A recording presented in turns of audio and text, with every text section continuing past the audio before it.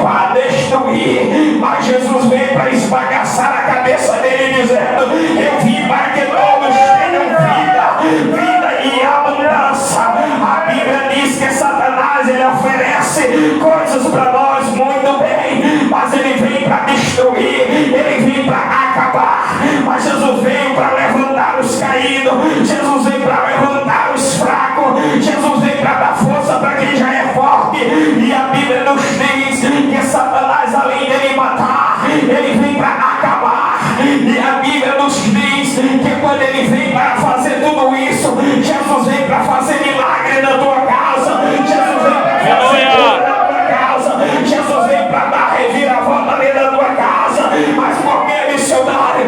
É porque a Bíblia diz que os verdadeiros adoradores, ele adorarão o Pai em espírito e em verdade. A Bíblia nos diz que quando Paulo ele olha para aquela situação, parecia complicada e parecia pervertida, mas quem era que estava no comando de lá era Deus. Quem está no comando da tua casa é Deus, quem está no comando da tua vida é Deus. E Deus não vai permitir que o diabo te ceifa, que o diabo te mate, que o diabo te destrui. Por quê? Porque você é luz. E quando ele subiu para o céu, ele disse: eu vou deixar o Consolador para consolar a minha igreja, para animar a minha igreja.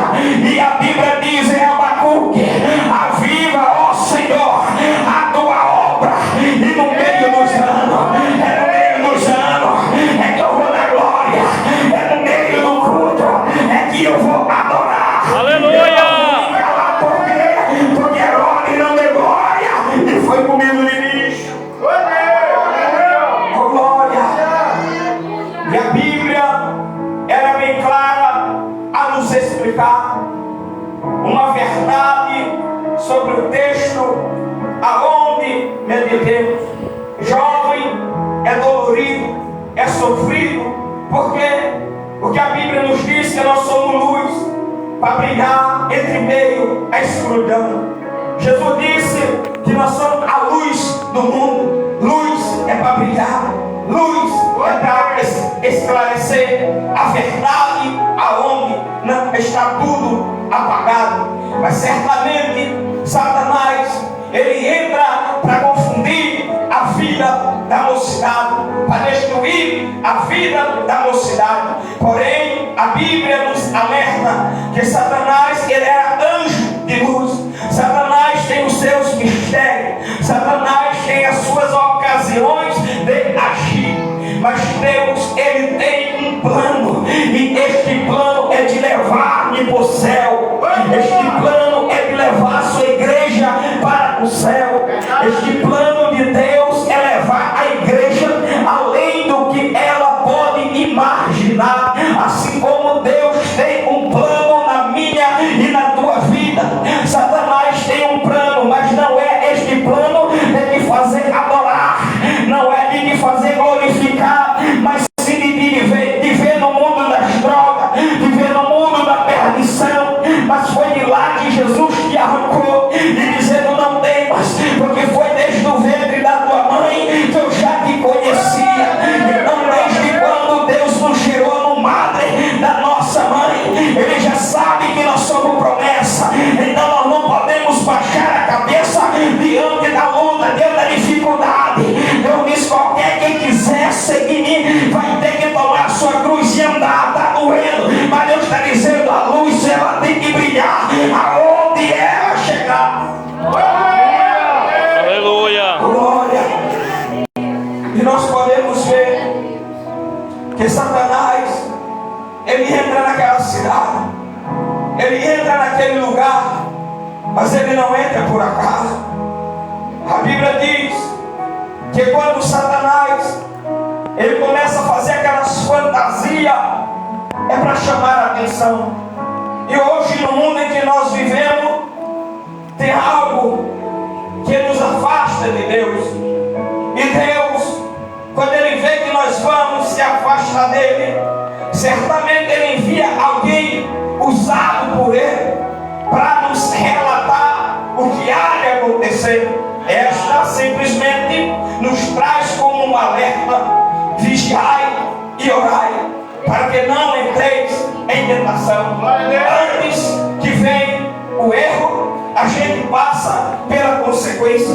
Antes de errar, eu não ouço ninguém, mas só pego a consequência do erro depois que eu já errei. Mas certamente a Bíblia diz que é para mãe ou pai ensinar o seu filho no caminho em que ele deve andar. Porém, foi aí que Jesus, o nosso maravilhoso, ele ensina a sua igreja a abrir a sua visão, a abrir os seus olhos.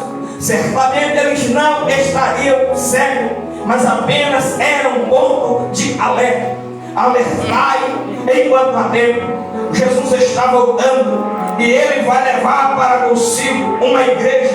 Esta igreja, a noiva do Cordeiro. Esta igreja, ela vai ter um corpo glorioso, um corpo incorruptível. Ele é maravilhoso, ele é grande, ele é eterno, e a sua misericórdia ela estende de geração em geração. Como tu me prova a respeito de alerta. A Bíblia diz lá em Atos capítulo 16, a Bíblia nos diz que Paulo e Silas estavam na prisão. O que tem a ver? Despertamento. Quem adora tem a unção, quem adora tem a graça. A Bíblia diz que Paulo e Silas foram levados pela prisão, foram jogados na prisão por falar a verdade, por pregar a verdade. Entre eles chegaram numa casa de uma mulher chamada Lídia, e quando eles iam percorrendo aquela cidade da Macedônia, a Bíblia diz que entre eles pareceu uma jovem, e esta jovem ela estava com o espírito do diabo. Em muitas Bíblias diz espírito de adivinhação, que serve da mesma tradução, espírito maligno.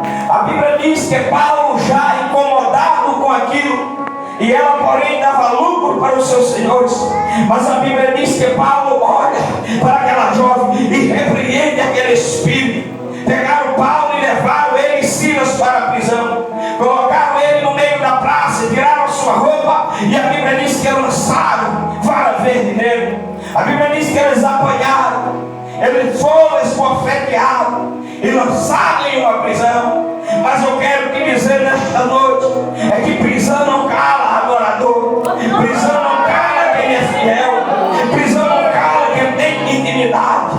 Eu vou dizer uma verdade entre meio e despertamento. A Bíblia nos diz que Paulo, ele disse a Silas: tu vai cantar daí e eu vou orar daqui. Certamente há uma conexão entre Paulo e Silas, que quem não entendia o que era no céu começou a entender.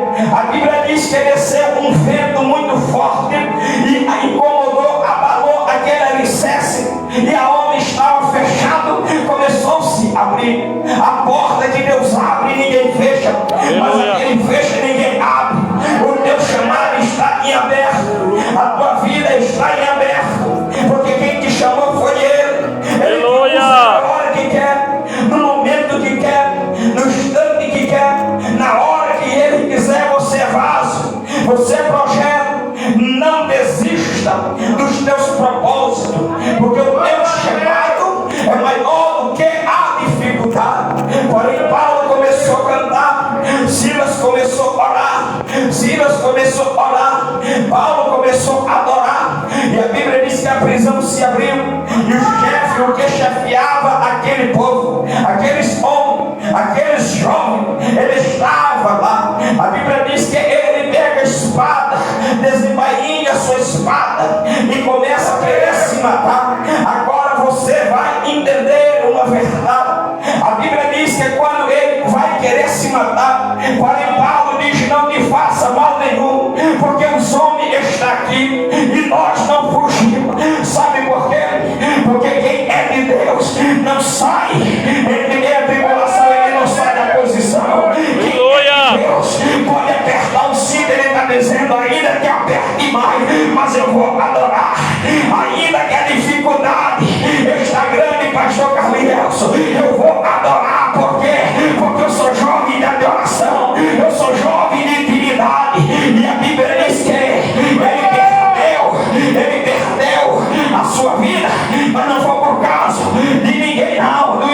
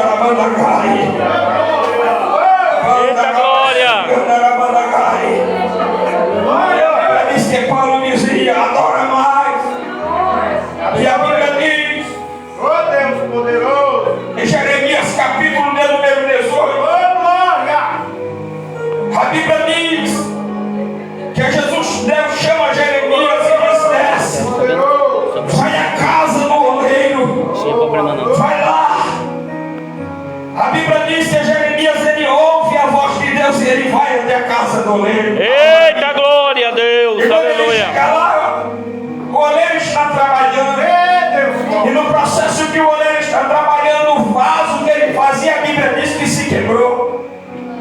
Eu não sei como você chegou até aqui, se diferiram em palavras, se diferiram em ações, se te deixaram triste, mas a Bíblia diz que ele não desiste do vaso que se quebrou. Ele vai pegar, e ele não pega de qualquer jeito, ele pega com paciência, e a Bíblia diz: esperei com paciência no Senhor, e ele inclinou e ouviu o meu pedido. Então Jesus te trouxe aqui para te dizer: eu ouvi o teu pedido e vou responder a tua oração. Aleluia! Eu ouvi o teu pedido e vou responder a tua oração. Mateus capítulo 7 diz: pedi, e dá-se-vos-á. Quem pede recebe, quem busca encontra, e quem bate na porta, a porta se abre. A Bíblia nos diz que quando Paulo ele alerta, é porque ele estava dizendo: é preciso deixar o que é do mundo e viver algo que vem de Jerusalém. É preciso você se esquecer do que o inimigo tem colocado nesse mundo e pegar a palavra para si, guardar o avivamento para si. A Bíblia nos diz em Atos dos Apóstolos, capítulo de número 2, a Bíblia diz que quase 120 homens foram cheios da glória, foram cheios do poder, foram cheios da unção, foram cheios da graça, e no processo que a graça desceu, eles começaram a falar em línguas, repartida como de fogo.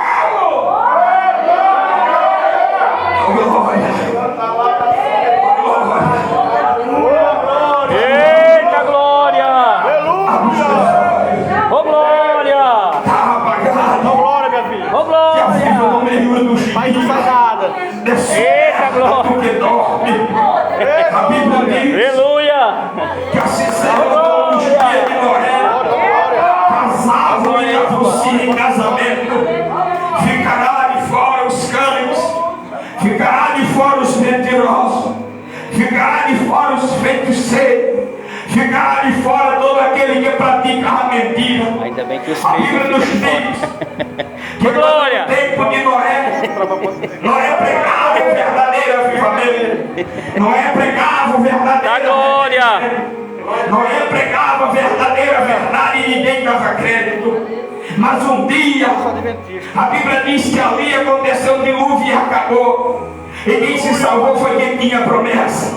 Quem se salvou foi quem ouviu a palavra. Eita glória! Quem se salvou foi quem guardou a palavra. E a Bíblia diz: se ouvirdes a palavra de Deus, não endureçais o vosso coração. Oh glória! Eu estou entendendo que quando Paulo ele chega naquela região, Paulo não quis afrontar ninguém, ele quis alertar, orar sem cessar, vigiar, pois está chegando a hora em que o noivo do Cordeiro ele enviará do céu e vai levar para consigo uma igreja. Esta igreja será arrebatada. Para sermos arrebatados, nós temos que estar preparados, nós temos que estar vivificados, nós temos que estar transformados em nova criatura. A Bíblia ela declara a nos dizer a respeito do texto em que horas meditamos, é que Satanás não quer que nós levantamos as nossas cabeças. Satanás não quer que nós sejamos pessoas que buscam a presença de Deus. Satanás ele inventa qualquer projeto, qualquer plano para nos deter, para nos parar com críticas, afrontas. Mas eu conselho: não pare, não desista. Você é vaso, você é projeto, mas há tempo de despertar. Se você chegou aqui desanimado, triste, cabisbaixo, eu quero te dizer: não desista. Não pare. O teu chamado é maior do que a dificuldade. Aleluia! Então é por isso que Deus ele tem um propósito para mim e para ti. E este propósito é um alerta sobrenatural. E esta promessa Ele fez desde o princípio, de me levar e te levar para consigo, para o céu. E nós podemos ver que aquele cego de Jericó, ele estava à beira do caminho, mas a Bíblia diz que a multidão ela apertava e dizia de cala. Mas a Bíblia nos traz um alerta de despertamento mais forte. Aquele homem gritava: Jesus, filho de Davi, tem misericórdia de mim. E a multidão dizia de cala, e mais forte ele gritava: Filho de Davi, tem misericórdia de mim. A Bíblia diz que certamente quem adora não é calado, quem adora não é destruído. Uma igreja, ela é perseguida, mas não é destruída. A igreja, ela é abalada, mas ela não é derrotada. A igreja, quem toma de conta é Papai do céu. Quem toma conta da noiva dele é Ele, porque Ele está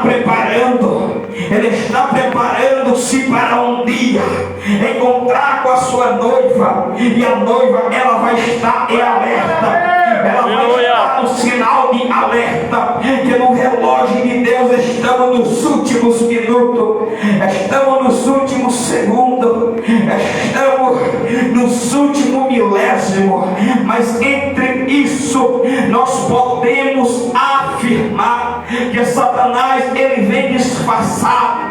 A Bíblia diz que nos últimos dias, nos últimos tempos, até os escolhidos seriam enganados. Por quê? Porque Satanás ele vem como anjo de luz, ele vem brilhando, e quem não entende o sobrenatural de Deus certamente vai ser confundido, certamente vai se perder, certamente vai entrar em depressão. Mas quando falo de alguém que não se deteve entre meio a uma dificuldade, eu vejo a história de José. A Bíblia diz que José foi vendido como escravo, mas ele dentro daquela cisterna, a Bíblia diz que ele estava lá. Pegaram quem era escravo, tornou-se governador. A Bíblia diz que José foi governador do Egito.